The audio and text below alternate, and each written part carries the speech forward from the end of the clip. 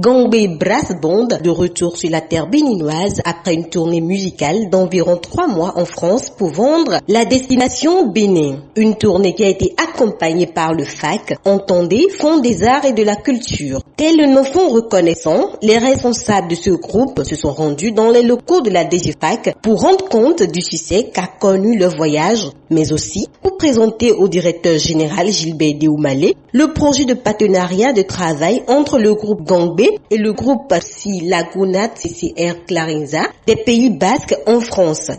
Le 4 août, on était là, on était venu vous voir, vous nous avez accordé toute l'attention possible pour nous envoyer en mission. Et la mission s'est très bien passée. La tournée a été une tournée excellente pour nous parce qu'on a eu, non seulement on a réussi à faire de très bons concerts, mais on a eu d'autres options.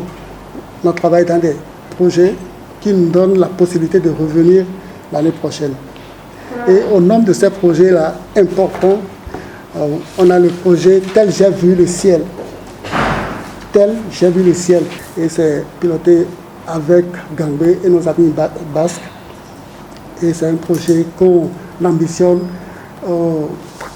tenir pendant au moins une dizaine d'années si tout va bien. Monsieur Christophe Iria, directeur du groupe Si Laguna CCR Clarinza, explique les raisons qui ont motivé le groupe à entrer en partenariat avec le groupe Gambé Brass Band afin de tendre ensemble la main aux jeunes artistes. Depuis 20 ans, on travaille sur le terrain de la recherche et de la création autour de l'oralité. Des musiques de tradition orale avec la compagnie, cette équipe de musiciens, et pas que des musiciens aussi, il y a des gens qui sont dans l'administration. Et depuis peu, on a obtenu un label d'État. Nous qui nous inspirons toujours, qui prenons source dans notre culture là, d'origine, on a voulu aussi redonner de l'eau à la source en fait. Alors c'est comme ça qu'on a mis en place ce centre culturel de rencontre, où nous aussi on invite les artistes d'ailleurs pour redonner, pour redynamiser aussi notre culture, pour apporter des éclairages nouveaux, des regards nouveaux. Et c'est aussi comme ça qu'on a invité le Gambé à regarder, à observer et à vivre notre culture, différemment.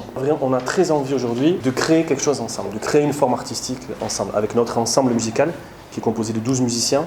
Mais là en février on viendra seulement à 4, on va y aller par étapes. De créer quelque chose ensemble et de questionner justement cette histoire de traces. Qu'est-ce qui nous reste, qu'est-ce qui reste? Évidemment c'est très lisible pour nous.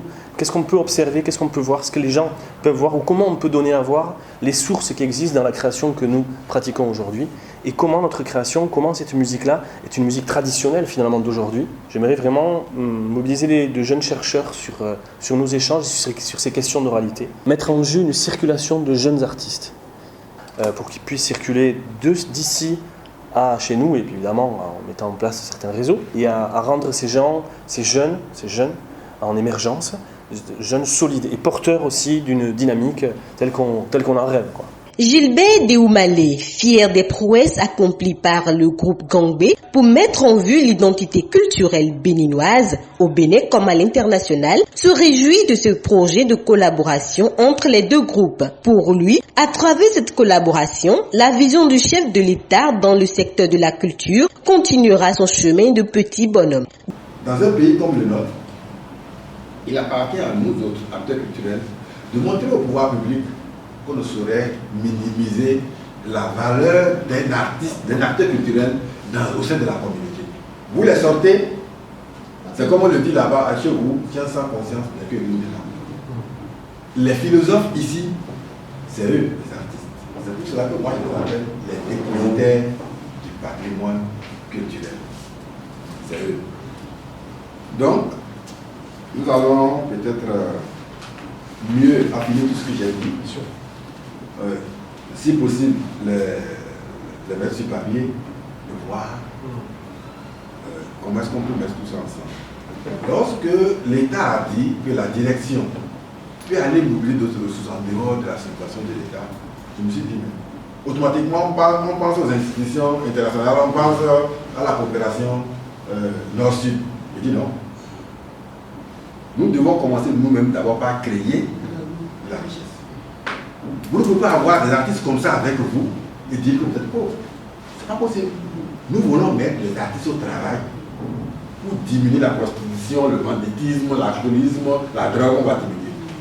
l'effet direct, c'est que les jeunes vont se dire, mais quand on se met réellement, quand on travaille, l'État vous le connaît, et vous êtes salarié, ils vont commencer par travailler, ils vont commencer par s'appliquer. Ils vont commencer par dire, moi je veux jouer comme les Gambouais, je veux faire ceci. Parce que pour toute chose, il faut des idoles, il faut des modèles. Et ce que je dis là, c'est dans tous les secteurs. Donc, vraiment, vous voyez que nous avons beaucoup à faire ensemble. Oui. Nous avons énormément de choses à faire ensemble. La chance que nous avons, c'est que nous partageons la même langue, le français, donc on peut échanger facilement. Vous pouvez m'expliquer ce que vous voulez, je peux vous expliquer ce que je veux. De manière participative, consensuelle, on retient quelque chose. Et au moins au Bénin, l'État est prêt à accompagner financièrement, même si c'est petit. Donc la volonté politique est clairement affichée. Il ne reste qu'à voir avec les affaires culturelles pour que ils oublient les financements à fond perdu et qui se mettent dans la peau des entrepreneurs. Et je crois que le jeu est fait.